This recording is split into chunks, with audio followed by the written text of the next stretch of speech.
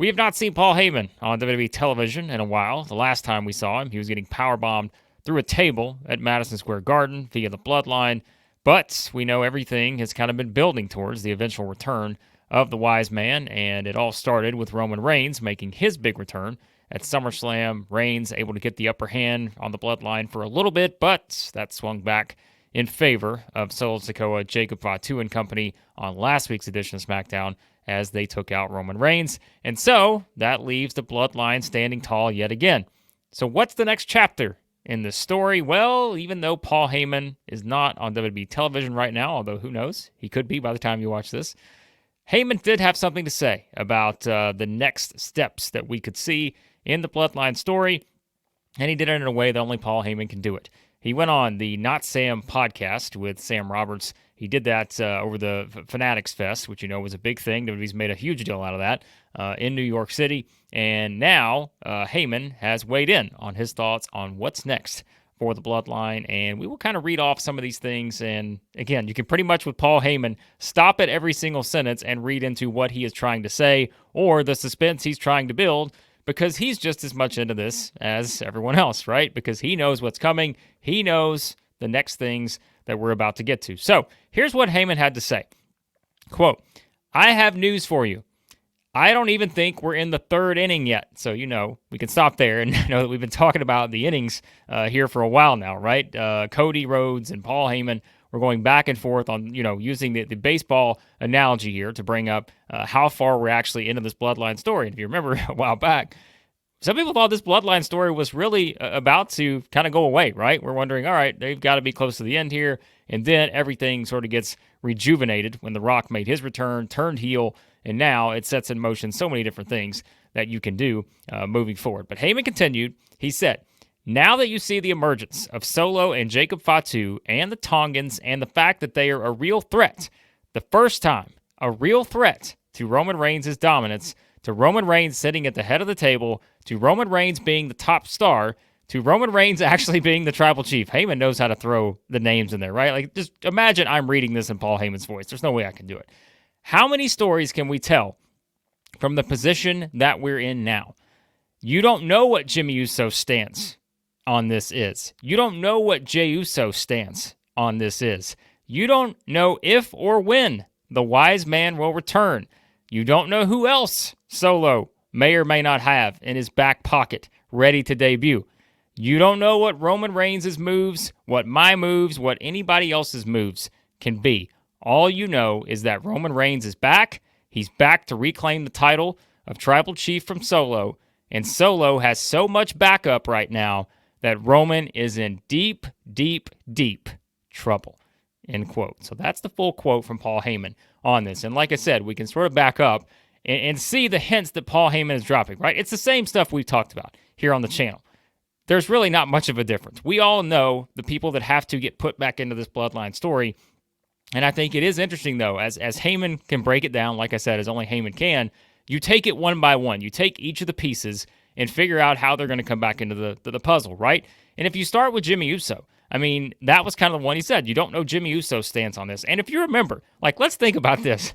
This was the thing that really precipitated this whole deal. If you go all the way back to it, aside from the fact that Roman Reigns lost to Cody Rhodes at WrestleMania 40, that was really the big turning point, because we said even during that match, you saw the frustration between Solo and Roman Reigns, and you knew it was building from there. And now that Reigns had sort of lost what was most valuable to the Bloodline in that championship, you knew that was the opportunity for Solo to capitalize. He did, but really this is how he capitalized, right?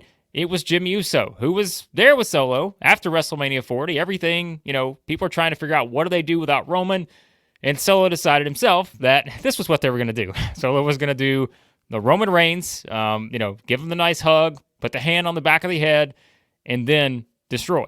That's what happened. And again, it is wild to kind of think back that this move on Jimmy is really where this thing, kicked into another gear, because it truly told you this was the direction we're headed in.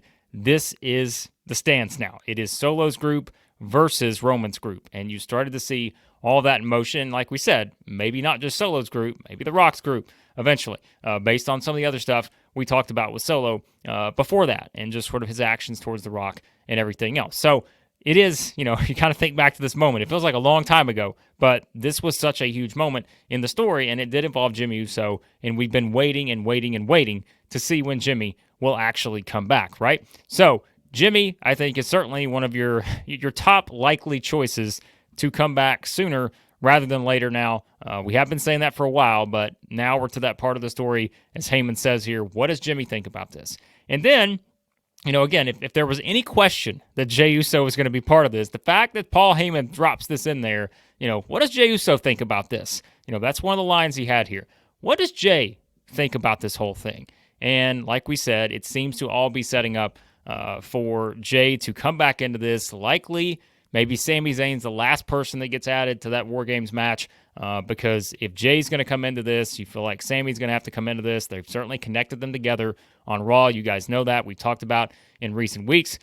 They beat the tag team champions, even though for now it looks like Jey is going to go it alone to try to win the Intercontinental Championship. He's in the tournament that starts on Raw next week, and he's going to maybe eventually try to do, what Sami couldn't do, and that's beat Braun Breaker. Of course, Sami beat him the first time, but to try to win back the Intercontinental Championship.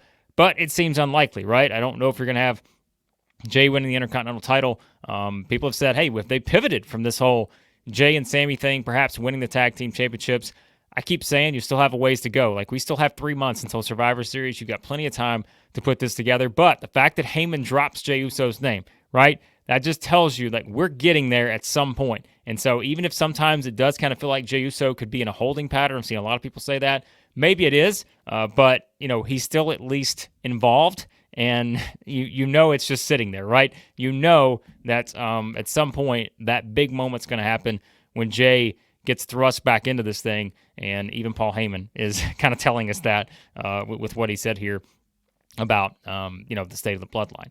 And then, like he says, you don't know when or if the Wiseman will return. And I think that's probably, to me, outside of just, the obvious ones, right?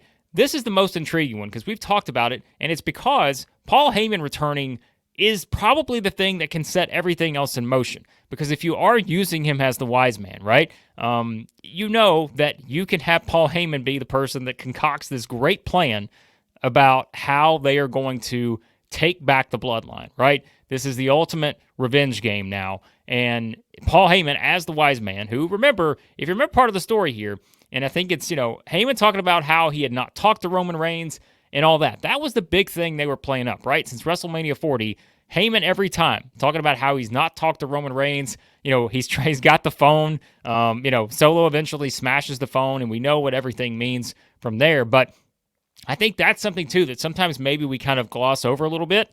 But I think you've got to also get back into that relationship with Roman Reigns and Paul Heyman and kind of work through that, just like you're going to have to work through a lot of other things with people who have been on different sides, right? Jimmy, Jey, Sami, Roman. Like, you've got a lot of pieces that have to work through their issues. And I think Paul Heyman coming back to be the person that tries to get everyone to work together again, that seems like the most likely move, right? Because if Roman comes out and just straight up asks Jey or straight up asks Sami, well, you remember the things that happen, right? I don't know if it's just going to all say, sure, I'll come help you. Paul Heyman's going to have to be the person with the wisdom, the knowledge, as the wise man. He's going to have to be the person who talks everybody into this. And I think that, to me, is going to be interesting. Now, he can't come back by himself right now without Roman, because the last time we saw Heyman by himself, we know what happened.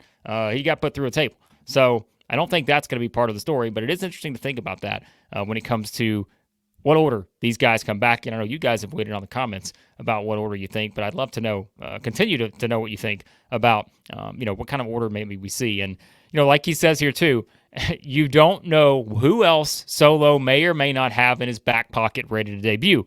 That's another hint, because we know who we're talking about here. We're talking about Hikuleo in New Japan, who, as we mentioned, this was months ago now, they did trademark that name, Tama Tonga, and it seems to be setting up his debut.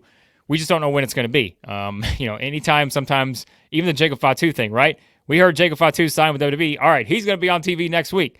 That's not been the game here for Triple H and company. They are more than willing to wait and be patient and bring these guys into the story at the right time. And you've got to feel like we are getting closer to Hikuleo being part of this. But it's just a question of when is that going to happen, right? Because if you're going to do the War Games match, you would think he's going to be involved. Or maybe they wait and that's where he, comes into the mix there. But I think you're going to want to have all the pieces, all the cards on the table by the time you get to Survivor Series. And so, like Heyman's saying here, he's all but telling you that next member of the Bloodline's coming. And the only logical choice, I think, right now, based on what we know at the moment, is going to be Hikuleo. Or, as we also know, you guys know, we've talked about it a lot, The Rock is going to be involved in this in some way, shape, or form. I don't think it's going to be anytime soon, but we do know The Rock is going to be involved in the future in this storyline. Most likely, my prediction would be that he is the person who winds up taking over this new version of the Bloodline if he's not already, behind the scenes pulling the strings, right? Because we've said Jacob Fatu is the enforcer here. Solo not going to get the job done. And so do they overthrow Solo? We talked about those ideas. But you hear it here, right from Heyman's mouth. There are new members of the Bloodline coming on that side, and it's just a matter of when is it going to happen. Yeah, and then, I think the biggest one here, right? And we set this up. We talked about it before last week's beatdown on SmackDown. We said you have to get to the point, as Heyman said here, Solo has so much backup right now that Roman is in deep, deep, deep trouble. And now Roman is in deep, deep, deep trouble because he just got taken out by the returning Jacob Fatu, injured or not. The man had a walking boot on, and he was on a mission because he came out to beat the ass of Roman Reigns. And now you have a situation where Roman, as we said, had to get to that point where he realized he cannot do this by himself. And I think you have to bring it all back together now, right? And maybe that is going to be the role of the wise man here himself, Paul Heyman, who has to come back and put this all together. I just love interviews with Heyman because you can tell he's so into this stuff, and you can tell, how much he really just is invested in the story, right? As now one of the central figures of the story, he always has been, but based on what they did, the physicality, it's not many times we see Paul Heyman getting powerbombed through a table. As we said, that sort of changed everything for the Bloodline, changed it forever, because that's what prompted all the stuff that's happened since with Roman Reigns' return, and now we see how everything gets back together here, and Paul Heyman just laid it out in front of us to let us know that these are all the things we still have to get to, and maybe he's right. We're not even in the third inning yet. If we still have to get to all these different things, this is still going to be a while, I think, for the way this thing's going to play out, because you still got The Rock down the road and all that. So the Bloodline story continues, and the wise man Paul Heyman dropping hints left and right, and who knows, maybe he will be back sooner rather than later to get this thing fully in motion as we head towards the official Bloodline Civil War at War Games, you would think. So you guys let me know what you think about Paul Heyman's comments here. What else are you still thinking about this Bloodline story? Give me your predictions as always. Love the feedback. And I just want to say a quick thanks to you guys. We just hit 10,000 subscribers. Absolutely incredible. Couldn't do it without you. And I just love kind of the fun community we built here of WWE fans. So appreciate you guys so much. And again, be sure to the subscribe button, hit the like button on your way out. Let me know your thoughts on what the wise man, Paul Heyman, had to say about the next chapter in the Bloodline story.